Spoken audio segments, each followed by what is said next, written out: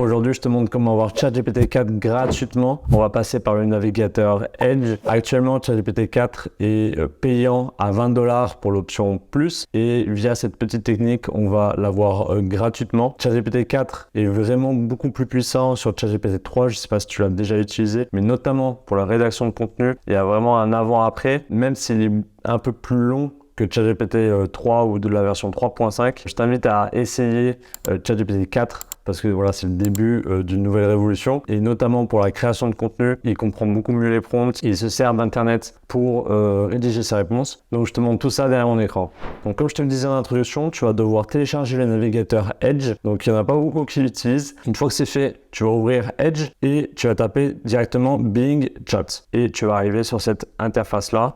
Donc, tu auras l'option rechercher et conversation. On va cliquer sur conversation. Et là, comme tu peux voir, en fait, ça ressemble un petit peu à ChatGPT classique de OpenAI.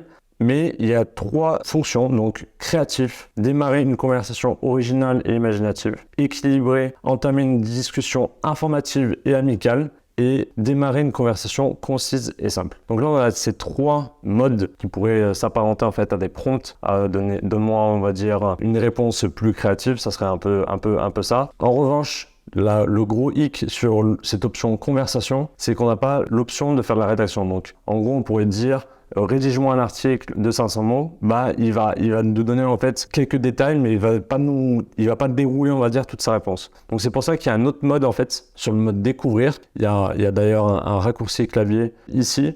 Et on a l'option rédiger qui est à côté de l'option conversation. Donc elle n'est pas dans cette interface là, mais vous pouvez le retrouver en fait en haut à droite. D'ailleurs j'ai oublié de mentionner qu'il va falloir vous créer un compte pour Edge, généralement le compte Hotmail, et donc vous aurez une option rédaction. On va commencer par l'option conversation et on va partir sur l'option créatif. Donc donne-moi les 5 meilleures activités à faire à Lyon. On va cliquer sur entrée, attendre un petit peu. Donc là, on voit qu'il va faire une petite recherche sur Internet. Donc ChatGPT 4 vient de terminer de travailler.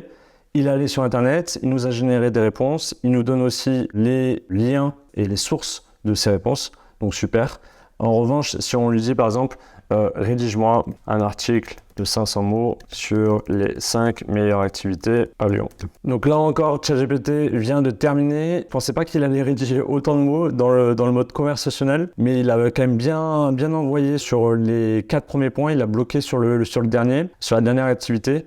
Donc voilà, je ne pensais pas qu'il allait faire ça. Je pensais que sur le mode conversationnel, qu'il allait bloquer au bout d'un moment et nous donner en fait les 5 activités. Donc c'est une bonne surprise. Voilà, moi ce que je vous recommande quand même, c'est de passer sur le mode rédaction. Donc dans le mode rédaction, en fait, vous allez pouvoir insérer le même prompt. Vous allez pouvoir aussi choisir un ton particulier, un format. Donc en ton, on a professionnel, décontracté, enthousiaste, informatif ou drôle. Donc ça pourrait s'apparenter, on va dire, à des options de Jasper que j'avais déjà présentées sur cette chaîne. Vous pouvez aussi lui indiquer le format. Donc si vous voulez carrément un paragraphe, un email, un article de blog ou des idées. Donc ça c'est top, comme ça il peut vraiment formater le texte en fonction du résultat souhaité. Vous pouvez choisir sa longueur. Donc là aussi, ça ressemble fortement à Jasper.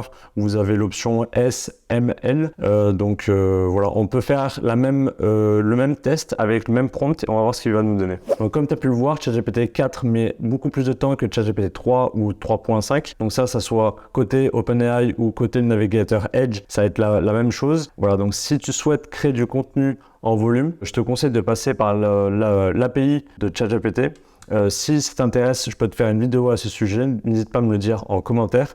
Et n'oublie pas à t'abonner, à liker cette vidéo si tu es en train d'apprendre quelque chose. Bing vient de terminer. Comme vous pouvez voir, il a généré les 5 idées. Il l'a juste bloqué aussi à la dernière activité. Donc c'est toujours intéressant de comparer le résultat du mode conversationnel et du mode rédactionnel et voir ce qui vous convient le mieux. Même si je pense que le mode rédactionnel est beaucoup plus adapté si vous voulez faire du contenu, que ce soit article de blog, voilà, tous les formats qui ont été cités juste au-dessus. Le vote conversationnel, ça va être un peu plus un Google où voilà, vous n'avez pas besoin de chercher ou de rentrer dans les 10 premiers liens pour avoir votre réponse. Donc c'est la fin de cette vidéo. Si tu as appris quelque chose, n'hésite pas à la liker et à t'abonner à cette chaîne où on parle intelligence artificielle et business en ligne. À très vite pour la prochaine vidéo. Ciao, ciao.